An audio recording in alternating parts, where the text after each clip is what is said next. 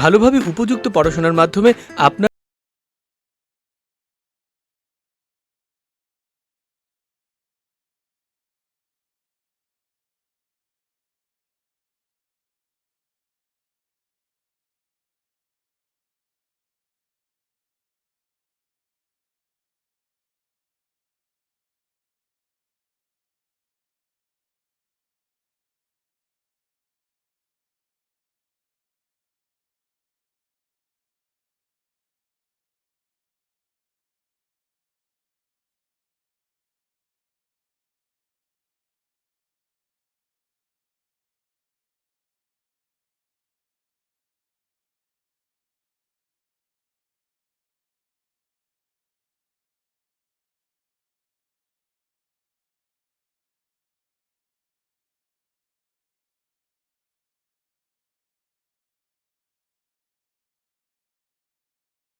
Pre স্কুলের দ্বিতীয় বর্ষপূর্তি অনুষ্ঠানে আমরা সব একত্রিত হয়েছি।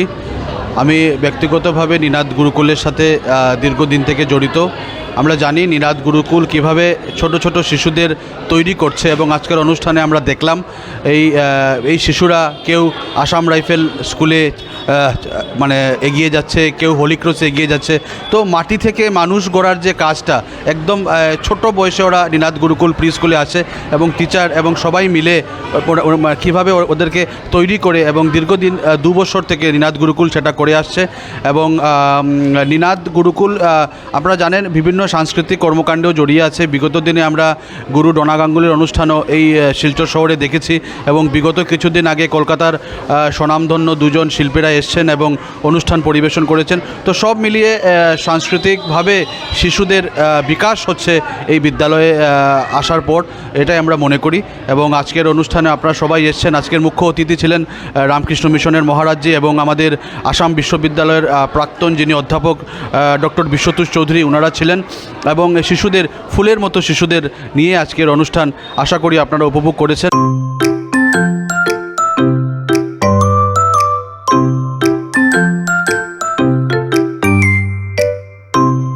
আমরা স্কুলের শিক্ষিকারা নিনাদ গুরুকুল প্রি স্কুলের আজ সকাল 11টার সময় আমাদের এই অনুষ্ঠান শুরু হয়েছে। আমাদের এখানে উপস্থিত ছিলেন শিলচর রামকৃষ্ণ মিশনের মহারাজজি এবং এই অঞ্চলের বিশিষ্ট ব্যক্তি আমাদের স্যার বিশ্বতোষ চৌধুরী মহাশয় ছিলেন। তারপর বিভিন্ন সাংস্কৃতিক অনুষ্ঠানের মাধ্যমে আমরা আজকের দিনটি উদযাপন করছি। তো আমরা নিনাদ গুরুকুলের আজকে আমাদের এই দিনটি দ্বিতীয় বর্ষে পা দিল আমাদের নিনাদ গুরুকুল। আমাদের স্কুলে আমরা একটা শিশুর প্রি স্কুল সেকশনে যা যা হয় আমরা সেটা করছি। একটি শিশুর বৌদ্ধিক, মানসিক বা শারীরিক দিক দিয়ে চিন্তা করে যেভাবে এগিয়ে যাওয়া যায়, ওর ভবিষ্যৎ যাতে ভালো হয় সেটার জন্য আমরা ওদেরকে তৈরি করে দেই। আমাদের স্কুলের মধ্যে আপনারা দেখবেন নামে আছে নিনাদ গুরুকুল। গুরুকুলের তৎকালীন সময়ে গুরুকুলে যেভাবে শিক্ষা বা বোধ দেওয়া হতো একটি শিশুকে, আমরা সেইভাবেই দেওয়ার চেষ্টা রাখছি। আমাদের এখানে আপনারা দেখলে যদি আসেন দেখতে পাবেন ওদের টিফিন থেকে শুরু করে সব আমরা সেই তৎকালীন সময়ের মধ্যে দিয়েই, যেমন নিচে বসে খাওয়ানো, এইগুলো আমরা চেষ্টা করি। সবচেয়ে বড় ব্যাপার হচ্ছে বাচ্চাকে শিকড়ের সাথে রাখতে চাই। আজকের সমাজ আমাদের আদত অঞ্চলে ইংলিশ ভাষা সবাই শিখতে হচ্ছে, যুগের তালে সবাইকে চলে যেতে হচ্ছে, ঠিকই আছে, কিন্তু আমাদের মাতৃভাষা, আমাদের যে শেকড়, সেই শেকড়টা আমরা বাচ্চাদের মধ্যে দিতে চাই। যার জন্য আজকে আমরা পাশাপাশি আমাদের ফাউন্ডেশনদের সাথে আমরা নববর্ষেরও একটি উৎসব পালন করেছি। ওইটা ভেবেই যে আমাদের বাচ্চারা নববর্ষ কী, আমাদের মাতৃভাষা কী, বাংলার প্রতি ওদের যাতে একটা টান ভেতরে জন্মায়।